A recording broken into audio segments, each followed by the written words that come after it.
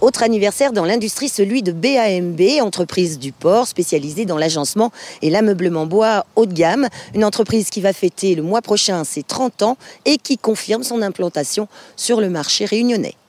C'est l'histoire d'une petite entreprise familiale devenue grande. Bourbon Agencement Mobilier Bois a vu le jour il y a 30 ans, un 10 octobre 1985.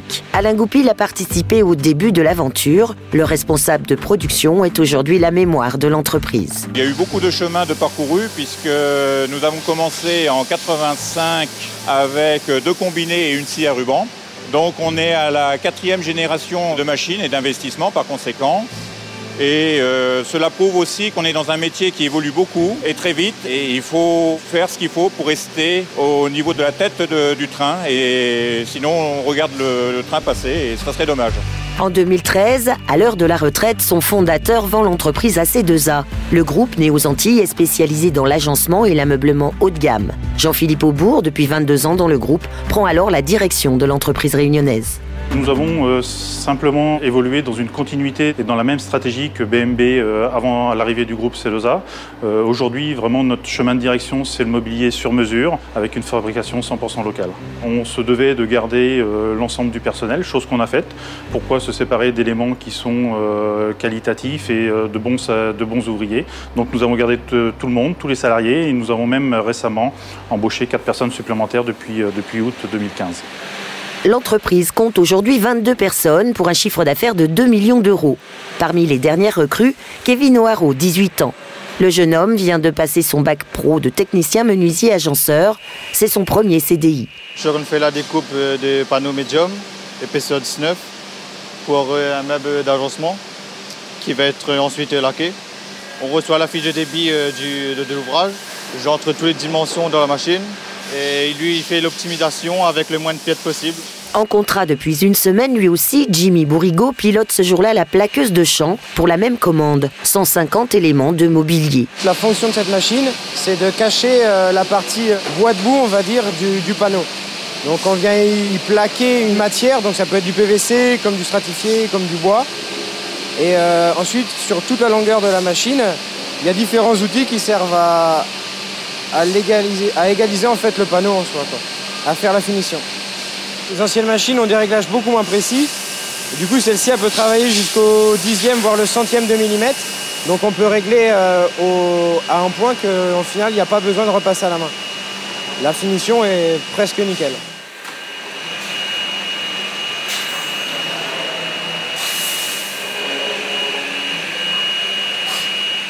Quand les pièces sortent de la scie là-bas, soit elles arrivent sur la plaqueuse, soit sur la commande numérique. Avec la commande numérique, on travaille jusqu'au 10e près. Cette machine, elle est capable de faire des défonçages, des perçages, des formes cintrées aussi. En fin de compte, ce qui me plaît ici, c'est qu'on ne fait jamais 2 fois la même chose.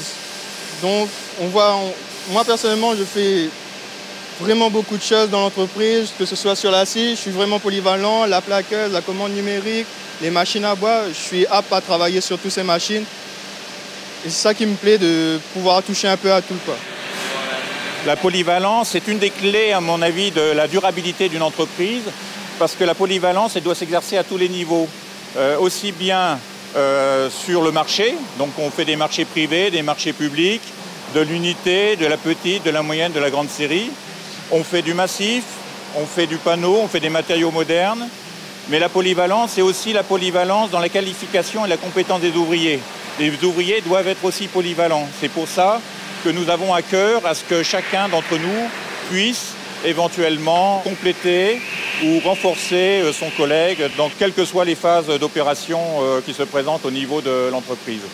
À côté du parc numérique, les machines traditionnelles servent encore à fabriquer des pièces spécifiques en bois massif, comme ces portes destinées à l'îlot Jumont de la Cité des Arts de Saint-Denis. À l'atelier de montage, l'équipe assure les finitions d'une banque d'accueil pour un autre client. La spécialité de l'entreprise pour ce meuble, c'est qu'on fait des coupes d'onglets au niveau du strat, qui n'est pas fréquent, et ça fait quand même une finition beaucoup plus propre. J'étais en train d'ajuster le meuble, donc là je voyais que j'avais un petit millimètre qui coinçait, donc il faut que je tablette. Donc on va enlever la matière et représenter pour que les joints ça se joigne bien. Sur le marché du sur-mesure, les menuisiers doivent s'adapter en permanence au choix des architectes. plateaux de marbre ou encore plans de travail en résine comme pour ce meuble de cuisine, les tendances et les matériaux évoluent. Là-dessus, il y a plusieurs machines. Déjà, il y a des machines portatives que j'ai utilisées comme la petite défonceuse pour réajuster tous les matériaux.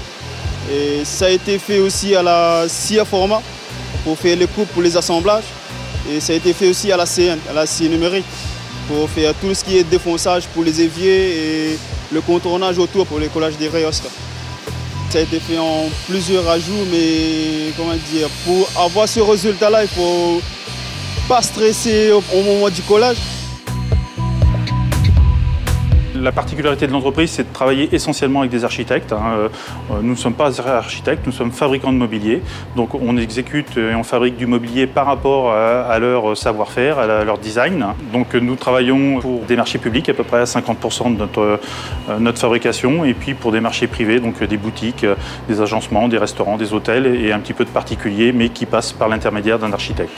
Une fois la commande prête, c'est Jackie Barret qui entre en scène. Depuis 27 ans dans l'entreprise, il travaille en étroite collaboration avec le bureau d'études et le chef d'atelier. C'est lui aussi qui assure la livraison, le montage et l'installation des mobiliers chez les clients. Alors on est à 14h, je vais faire un changement pour un chantier qu'on a sur Saint-Louis. On va poser essentiellement demain du mobilier, un comptoir d'accueil, un comptoir caisse, une cuisine, des placards, que de l'agencement intérieur dans un local sur Saint-Louis.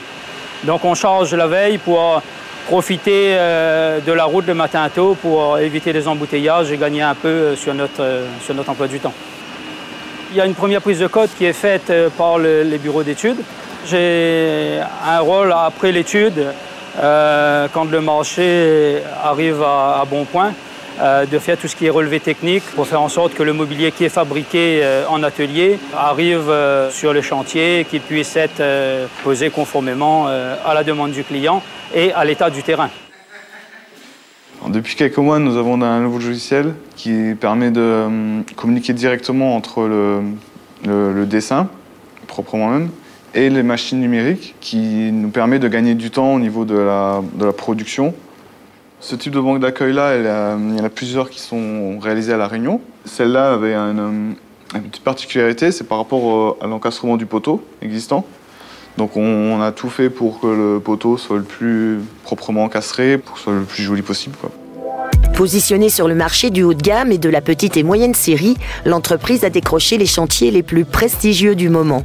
L'ameublement de cet hôtel de 73 chambres en construction à Saint-Gilles et avant cela, l'agencement du musée Stella, de la Cité du Volcan ou encore de la médiathèque de Saint-Leu.